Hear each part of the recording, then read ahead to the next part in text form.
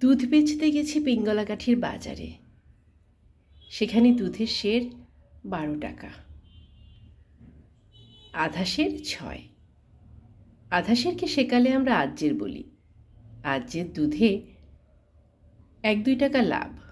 আমাদের বাজার কাছে, কাছের বাজারে দুধের দাম কম, 8 টাকা 10 টাকা সের। তার চেয়ে নদীর পাড় ধরে ফুরফুরে হাওয়ায় মাইল 2 হেঁটে গেলেই পিঙ্গলাকাঠির বাজার। সেই বাজারে হরেক রকম মিষ্টির দোকান, দোকানের সংখ্যাও মেলা। দুধের চাহিদাও বেশি, দামও তাই 2-4 টাকা বাড়তি। আমরা সেই বাড়তি দামের আশায় নদীর পাড় ধরে হেঁটে যাই, মাথায় জগ বা মাটির কলসি ভর্তি দুধ। হাঁটার তালে যাতে হাঁড়ির দুধ ছলকে পড়ে না যায়, তাই হাঁড়ির ভেতর খেজুর পাতা ঠেসে দেয়া হয়। দুধে পানি দিছস? মিষ্টির দোকানের মালিকের প্রশ্ন শুনে আমি চমকাই না, বলি, দুধে পানি দিলে গুণা হয়, মারাত্মক গুণা। আরে স্যামরা, যারা দুধে পানি মিশায় তারা সকলেই জানে গুণা হয়, তারপরও দেয়। কি দেয় না? আমি মাথা নাড়ি। দেয়। তাইলে ক, পানি দিছস? আমি বলি, যারা পানি দেয় তারা কি স্বীকার করে যে দুধে পানি দেয়? না, তা করে না। তাহলে জিগান কেন? দেখি কেউ কোনোদিন সত্য কথা কয় কি না।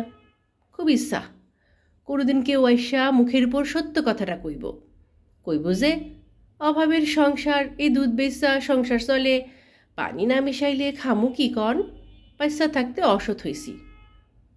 এই সত্য কথা কান কইব, তারে সত্য কথার জন্য তারে আমি 5 সের দুধের দাম দিব। আমি মিষ্টির দোকানওয়ালার দিকে তাকিয়ে রইলাম। ছোট্ট আমি, টিনটিনে ঠ্যাঙের হাফ প্যান্ট পরা আমি। আমার কি মনে হলো জানি না, আমি হঠাৎ বললাম যে এত বড় সত্য বলতে পারবো, সে যত অভাবী হোক দুধে পানি দিব না। মিষ্টির দোকানি দীর্ঘশ্বাস ফেলে আমার দিকে তাকিয়ে রইলেন।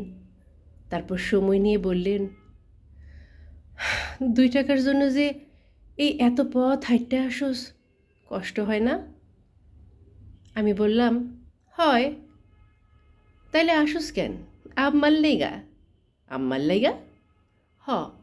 আম্মারে যখন গিয়া বলি, আম্মা আজ দুধের সের 8 টাকা না 12 টাকা বেশি, আম্মায় যে কি খুশি হয়, কি সুন্দর কইরা হাসে।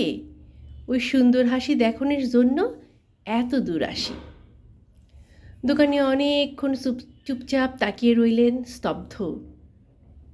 তারপর ক্যাশ বাক্স থেকে 5 সের দুধের দাম এনে আমার হাতে তুলে দিলেন।